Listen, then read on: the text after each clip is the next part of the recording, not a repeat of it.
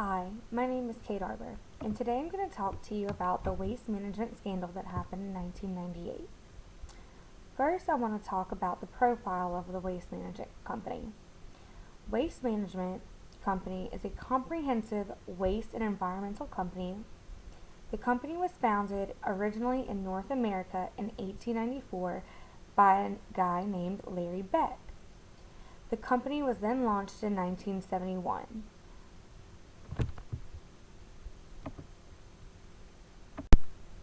From 1971 to 1980, the company's revenue increased at a phenomenal rate. The increase in sales were an average of 48% per year. By 1979, sales had increased to an estimated $382 million. Just within 1 year of the company being launched, they earned an estimated $82 million in revenue and 133 acquisitions.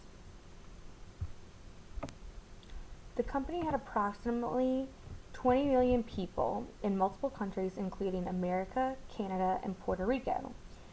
They were using the company's waste management environmental services. The main services of the company offered to their customers were related to the management and reduction of waste collection, transfer, recycling, and disposable services, recovering resources, and creation of clean and renewable energy, and the removal of methane gas from landfill facilities used in electrical generation. In 1980, Waste Management Company acquired Service Corporation of America, which resulted in Waste Management becoming the nation's largest waste management and environmental service company, with the company's annual revenue ranging up to $800 million. In 1998, Waste Management Company reinstated its 1992 to 1997 earnings by $1.7 billion, making it the largest reinstatement in history. This is what created the Waste Management 1998 fraudulent scandal as it's known today. Various fraudulent scandals were discovered within the company by 1998. The fraudulent actions have been taking place since 1992 by 5 of the company's CEOs and senior officers. They participated in a scandal that included the systematic scheme to falsify waste management earnings and other measures of financial performance.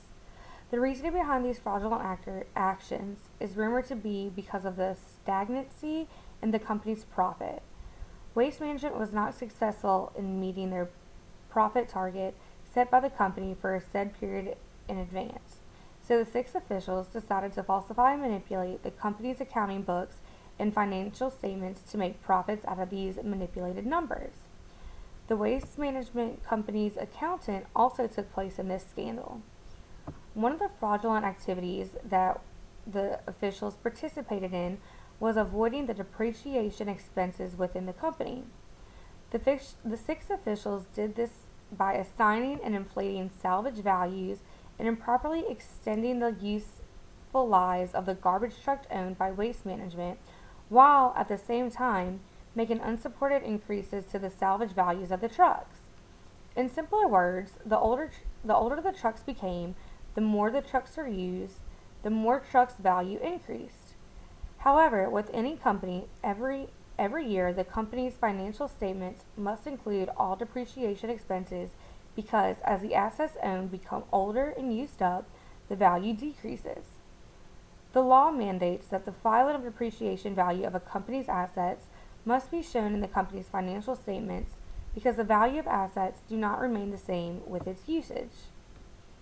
Another fraudulent scandal that took place within Waste Management's accounting books was how the 6 officials failed to record the expenses for the decreases in value of landfills as they were filled with waste.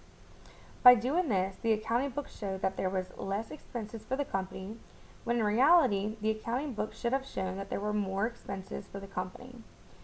The 6 officials failed to record the necessary expenses to write off the cost of impaired and unsuccessful landfill development projects.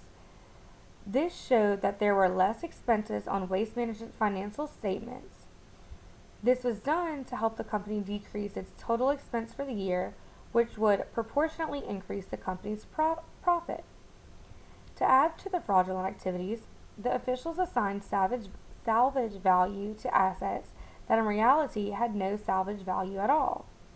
This allowed an asset that originally had no residual value to actually extend its value.